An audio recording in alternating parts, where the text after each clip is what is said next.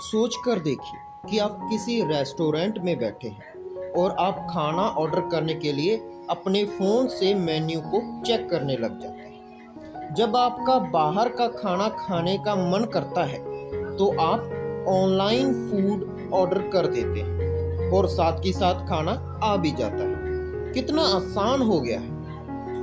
यह सब कुछ हो सका है जोमैटो के कारण। पर जोमैटो का जहां तक का सफ़र इतना आसान भी नहीं था। आज की इस वीडियो में हम बात करेंगे कि कैसे जोमैटो के सीईओ और फाउंडर दीपिंदर गोयल ने इसे इतना कामयाब बनाया और उन्हें किन किन मुश्किलों का सामना करना पड़ा। तो बिना किसी देरी के इस जर्नी को शुरू करते हैं। दीपिंदर गोयल का जन्म पंजाब के मुक्तसर एरिया में एक छोटे से घर में हुआ। उनके पिता एक टीचर थे, पर दीपिंदर का मन पढ़ाई में नहीं लगता था। वो हमेशा अपनी क्लास में सेकंड लास्ट पर आते थे और वो एक बार तो वो 5th क्लास में फेल भी हो गए। उनके पिता ने अपने बेटे को पास कराने के लिए प्रिंसिपल को पैसे दिए और उस साल दीपिंदर अपनी क्लास में तीसरे रैंक पर आए थे, जिसके बाद उनके सभी क्लासमेट उनसे दोस्ती करने लग गए। उस दिन उन्हें यह पहली बार एहसास हुआ कि इस दुनिया में बेस्ट करने वाले की ही इज्जत होती है। उस दिन से उन्होंने मेहनत करनी शुरू कर दी और उन्हें इसमें मजा भी आने लग गया। फिर उसके बाद उन्होंने दिल्ली से IIT पास की और बेन एंड कंपनी में मैनेजमेंट कंसल्टेंट की जॉब करनी शुरू कर दी। पर एक दिन दीपिंदर गोयल के साथ कुछ ऐसा हुआ जिसने उनकी जिंदगी का नक्शा बदल कर रख दिया।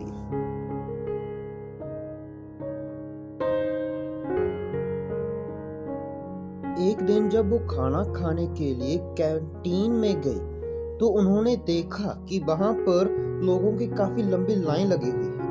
हर कोई मेन्यू बुक से खाना ऑर्डर करने में काफी वक्त लगा रहा है, जिससे उनका काफी समय बर्बाद हो जाता था। ये देखकर दीपिंदर के दिमाग में एक आइडिया आया और उन्होंने मेन्यू बुक से सभी आइटम्स को स्कैन कर डिजिटलाइज कर दिया। फिर उसके बाद उन्होंने इस साइट का नाम foodibay.com रखा। उन्होंने इसे बेन एंड कंपनी में लॉन्च किया। उनकी साइट पर देखते ही देखते काफ़ी हिट आने लग गए। सभी एम्प्लॉइज खाना ऑर्डर करने के लिए उनकी साइट का इस्तेमाल करते थे, जिससे उनका टाइम भी सेव हो जाता था और उन्हें अपने मनपसंद का खाना भी मिल जाता था। लोगों से इतना कमाल का रिस्पॉन्स देखने के बाद दीपिंदर ने अपने कोलीग और दोस्त पंकज चड्ढा को भी अपने साथ इस बिजनेस में मिला लिया। उन दोनों ने मिलकर सिटी के सभी रेस्टोरेंट्स को अपने साथ जोड़ना शुरू कर दिया था। फूडीबे के में से लोग मेन्यू को देखकर यह डिसाइड कर पा रहे थे कि उन्हें किस रेस्टोरेंट से खाना खाना चाहिए। फूडीबे को इतना हिट होते देख दीपिंदर और पंकज ने अपनी नौकरी को भी छोड़ दिया था। 2010 में उन्होंने फूडीबे का नाम जोमैटो कर दिया, क्योंकि इसका नाम ईबे से मिलता था। दीपिंदर चाहते थे कि उनकी साइट का नाम किसी खाने वाली चीज से मिलना चाहिए, इसलिए उन्होंने इसका नाम जोमैटो रखा। अभी तक उन्होंने अपने साथ 8000 रेस्टोरेंट्स को जोड़ लिया था और 2 मिलियन का ट्रैफिक उनकी साइट पर आ रहा था। जोमैटो अपने आप को टोटल 9 देशों में फैला चुका था और 2010 में इन्फो एज के फाउंडर संजीव बिखचंदानी ने उनके इस बिजनेस में इंटरेस्ट दिखाया और उन्होंने इसके अंदर $1 मिलियन की इन्वेस्टमेंट की, जो कि उस समय पर 4.7 करोड़ रुपए थे। इसके बाद भी जोमैटो ने आगे जाकर सॉफ्टबैंक, स्क्वायर कैपिटल और टाइगर ग्लोबल जैसे बड़े बड़े इन्वेस्टर से फंडिंग उठाई।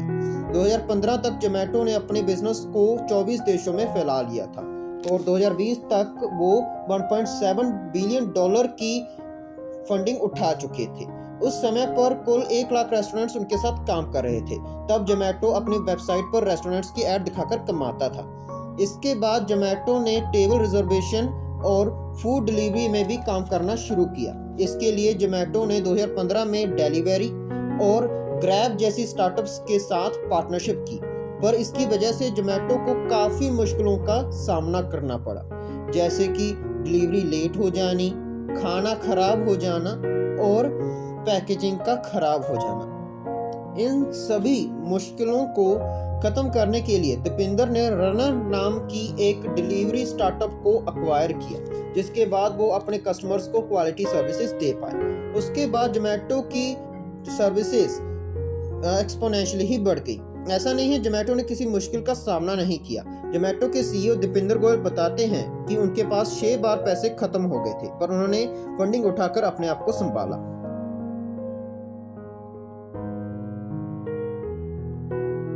पहला सबसे बड़ा सेटबैक तब आया जब जोमेटो को लॉस होने के कारण कई सारे एम्प्लॉयज़ को निकालना पड़ा। दूसरा सेटबैक तब आया जब उसने अर्बन स्पून कंपनी को खरीदा था और यह वेंचर का फेल भी हो गया था। तीसरा 2016 में जोमेटो का सबसे कम रेवेन्यू जनरेटिंग ईयर रहा है। उस साल इसे टोटल 9 देशों जैसे US, UK, Chile, Canada, Brazil, Sri Lanka, Ireland, Italy, Slovakia में अपने ऑपरेशंस बंद करने पड़े थे और उसको अपनी मार्केट में अपने आप को बनाए रखने के लिए रिमोट मैनेजमेंट के साथ आगे बढ़ना पड़ा था।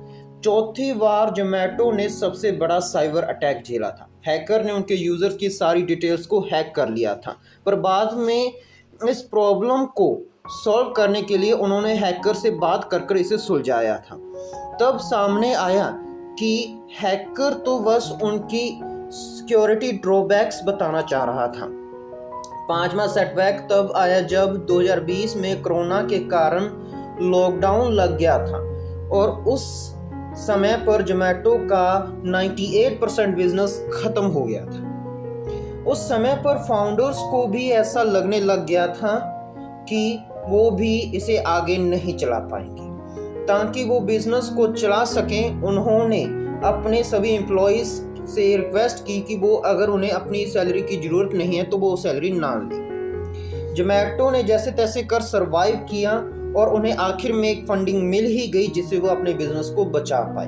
और दीपिंदर गोयल ने तो अपने इंटरव्यू में यह भी कह दिया था कि उन्हें हर हफ्ते क्विट करने का मन करता है। लॉकडाउन में गवर्नमेंट ने इंपॉर्टेंट चीज़ों की डिलीवरी करने की परमिशन दी थी। इस अपॉर्चुनिटी को देखते हुए गोयल ने ग्रोसरी डिलीवरी भी करनी शुरू कर दी और धीरे धीरे जोमेटो ने अपने आप को ट्रैक पर लाया। जोमेटो ने अपने यूज़र्स की सेफ्टी का भी ख्याल रखा और उन्होंने अपने प्रोडक्ट्स को इस तरीके से मार्केट किया कि वो सेफ़ है। वो अपने राइडर्स के टेम्परेचर को चेक कर ही उन्हें ऑर्डर देते थे और उन्हें उनके साथ सैनिटाइज़र भी रखते थे ताकि वो डिलीवरी के पहले उसे सैनिटाइज कर सकें, जिसकी वजह से उनके नए ऑर्डर्स भी आने लग गए थे।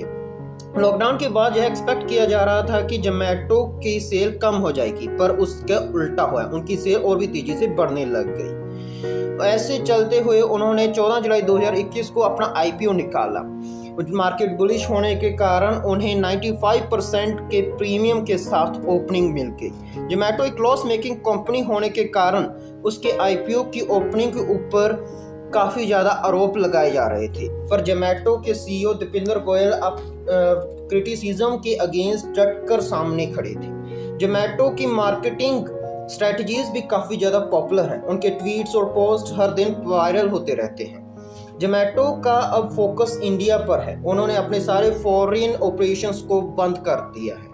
IPO के 1 साल बाद उन्होंने ब्लिंकिट को $568 मिलियन के साथ खरीद लिया था। जोमेटो ने डिलीवरी के अंदर फूड डिलीवरी में काफ़ी ज़्यादा कम प्रॉफिट बनाने की वजह से इसे खरीदा था। इसे खरीदने से पहले जोमेटो के पास एक हाइपर प्योर नाम का सेगमेंट था जो कि फ्रेश फ्रूट्स और वेजिटेबल्स सप्लाई करते हैं। दीपिंदर का मानना है कि वो फूड डिलीवरी में उतना पैसा नहीं कमा सकते जितना वो इन 2 सेगमेंट्स में कमा सकते हैं। जोमेटो पिछले 2 क्वार्टर से काफ़ी ज़्यादा प्रॉफिट्स को रिपोर्ट कर रहा है। अभी दीपिंदर गोयल शार्क टैंक के सीज़न 3 में काम कर रहे हैं। जोमेटो के CEO और विजनरी दीपिंदर गोयल ने इतनी सारी मुश्किलों का सामना करते हुए अपनी कंपनी को आगे बढ़ाया। यह सब उनके हार्ड वर्क, अडेप्टिव एबिलिटी और तेज दिमाग होने के कारण ही हो पाया है। तो आज के लिए बस इतना ही। जल्द ही मिलेंगे हमारी अगली वीडियो के अंदर। तब तक के लिए टाटा, बाय बाय और थैंक्स फॉर वॉचिंग।